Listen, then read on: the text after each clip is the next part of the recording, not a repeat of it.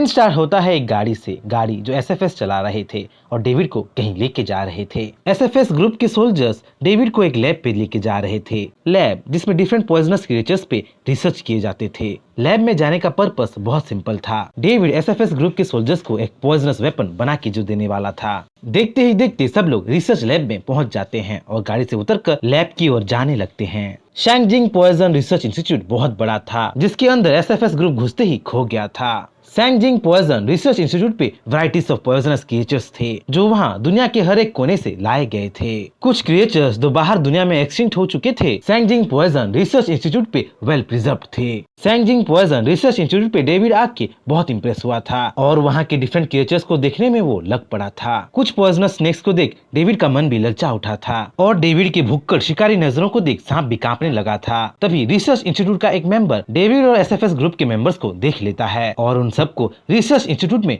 घूमने का परमिशन दे देता है। शैंगजिंग poison research institute world famous था, जिसमें हर एक पॉइजन और उसके एंटीट्यूड पे रिसर्च किया जाता था। वहाँ पे ब्राजीलियन वाइपर से लेके अमेज़न पॉइजन टोड और ऑस्ट्रेलियन पाइथन भी थे, पर डेविड का इंटरेस्ट उनमें से किसी पे भी इतना नहीं आया था जितना इंटरेस्ट उसे कॉर्प्स स्पाइडर देख के आया था। कॉर्प्स स्पाइडर या कॉफिन स्पाइडर बेहद डेडली क्रिएचर था जो पल भर में ही अपने शिकार को गला सकता था, मुर्दा बना सकता था और उन्हीं कॉर्प्स स्पाइडर पे डेविड का दिल आ चुका था। डेविड तो अब उन कॉर्प्स स्पाइडर को अपना पेट बनाना चाहता था, अपने घर ले जाना चाहता था। पर कॉर्प्स स्पाइडर तो इंस्टीट्यूट वालों के लिए भी बहुत एक्सपेंसिव थे क्योंकि वो दुनिया में बहुत कम बचे थे। पर कॉर्प्स स्पाइडर जैसे जीवों पे डेविड का बहुत नॉलेज था, जिसे देख रिसर्च इंस्टीट्यूट का रिसर्चर बहुत इंप्रेस हो गया था और इस बारे में अपने हायर अप्स को बताने के लिए वहाँ से चला गया था। उसी बीच एसएफएस ग्रुप और डेविड बातचीत करने लगते हैं। अपने स्पेसिफिक कोड नेम के बारे में एसएफएस ग्रुप डेविड को एक्सप्लेन करने लगते हैं। यहाँ हमें पता चलता है कि एसएफएस ग्रुप के सोल्जर्स को अपने स्किल्स के हिसाब से कोड नेम दिया गया था, जैसे कि हाउंड डॉग जो अपने दुश्मनों को सूंघ के ही उनके बारे में पता लगा सकता था और वाइल्ड बुल जो बुल की तरह स्ट्रॉन्ग था। वहीं कुछ ऐसे सोल्जर्स भी थे जिनके code name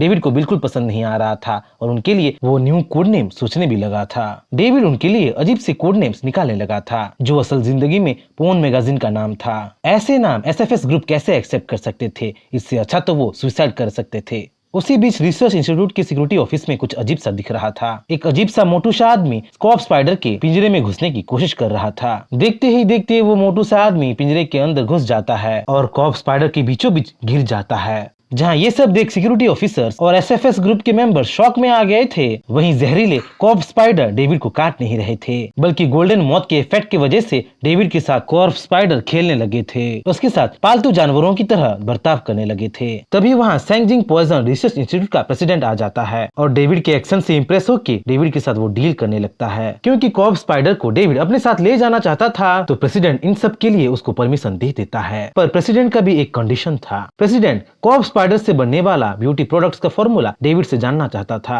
expensive beauty product बेच के प्रेसिडेंट करोड़ों कमाना चाहता था, पर डेविड था बहुत चालाक। वो प्रेसिडेंट सिया की बातों में नहीं आया था। वो प्रेसिडेंट सिया को कंफ्यूज करके, गुमराह करके, उसको अपनी बातों में उलझा के अपना उल्लू सीधा करने लगा था, अपना काम निकलवा रहा था। जब बात नहीं बनती तो प्रेसिडेंट सिया और एक तरकीब निकालता है। प्रेसिडेंट सिया डेविड को शराब पिला के उसके नशे की हालत में उससे ब्यूटी फॉर्मूला लाने की तरकीब वो करने लगता है, पर होता उसका उल्टा है। डाइनिंग टेबल पे सबको नशा होने लगा था, बस डेविड ही रह गया था। डेविड का कंडीशन देख प्रेसिडेंट सिया डेविड के साथ शराब का कंपटीशन करने लगता है। प्रेसिडेंट सिया सोच रखा था कि कुछ ही ग्लास में ही डेविड नशे में टुल हो जाएगा और नशे की हालत में सब कुछ सच सच बता देगा, पर डेविड तो ग्लास पे ग्लास पिए जा रहा था, रुकने का नाम ही नहीं ले रहा था। चीयर्स चीयर्स बोल के डेविड मानो प्रेसिडेंट सिया का मजाक उड़ा रहा था। देखते ही देखते प्रेसिडेंट सिया भी शराब के नशे में मदहोश हो जाता है और नशीली हालत में डेविड को अपना सारे प्लान के बारे में बता ही देता है। यहाँ हमें पता चलता है कि डेविड ज्यादातर पॉइजन से इम्यून था और तो और वो पॉइजन को डिटॉक्सिफाई भी कर सकता था, जिससे अल्कोहल जैसे लिकर का डेविड पे कोई असर नहीं होता था। जब सब लोग बेहोश हो गए थे तो हाउंड डॉग के फोन पे एक कॉल आता है और कॉल करने वाली यानीर होती है। कैप्टन यानीर को जब पता चलता है कि उसके एसएफएस ग्रुप के सोल्जर्स शराब के नशे में बेहोश हैं तो वो गुस्सा हो जाती है और सारे एसएफएस ग्रुप के सोल्जर्स को अपने एड्रेस पे लाने का कमांड वो डेविड को दे देती है। यहाँ हमें पता चलता है कि कैप्टन यानीर चूयू सिटी जा रही थी थी और सारे एसएफएस ग्रुप के सोल्जर्स को बेहोशी की हालत में भी कैप्टन यानिर उनको काम पे लेके जा रही थी।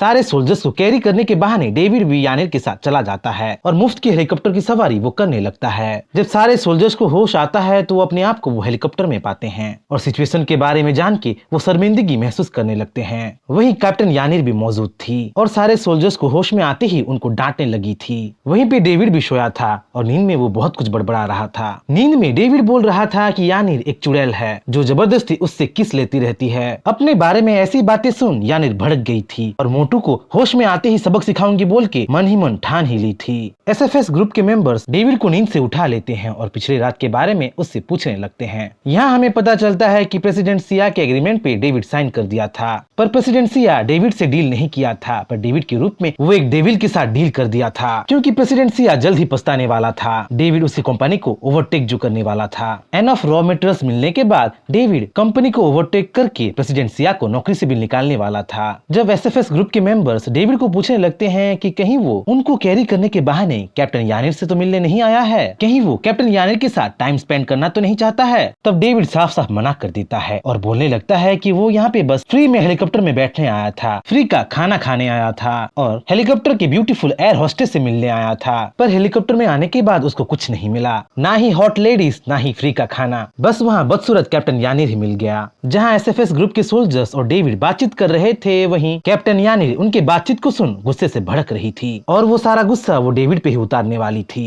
जैसे ही हेलीकॉप्टर लैंड होता है कैप्टन यानिर डेविड की ओर भागती है और डेविड को हमला करने लगती है, किक और घुसा मारने लगती है। पर डेविड तो डेविड ही था, वो सारे अटैक्स को डॉज कर लिया था और डॉज करते करते वो कैप्टन यानिर के साथ डांस भी करने लगा था और देखते ही देखते कैप्टन यानिर को डेविड अपने बाहों में ही ले लिया था। जहाँ ये सब देख एसएफएस ग्रुप के मेंबर शॉक में आ गए थे, वहीं कैप्टन यानिर तो गुस्से से भड़क रही थी और अगर कोई कुछ बोला तो उनको वो कच्चा चबा देने वाली थी। ज्यादा टाइम वेस्ट ना करके यानिर एक गाड़ी ले आती है और डेविड गाड़ी चलाना जानता है बोल के उसको गाड़ी का चाबी थमा देती है। पर सच्चाई जल्द ही सामने आ गया था। गाड़ी चलाना तो छोड़ो, गाड़ी का ब्रेक और गियर कहाँ है ये तक डेविड को नहीं पता था।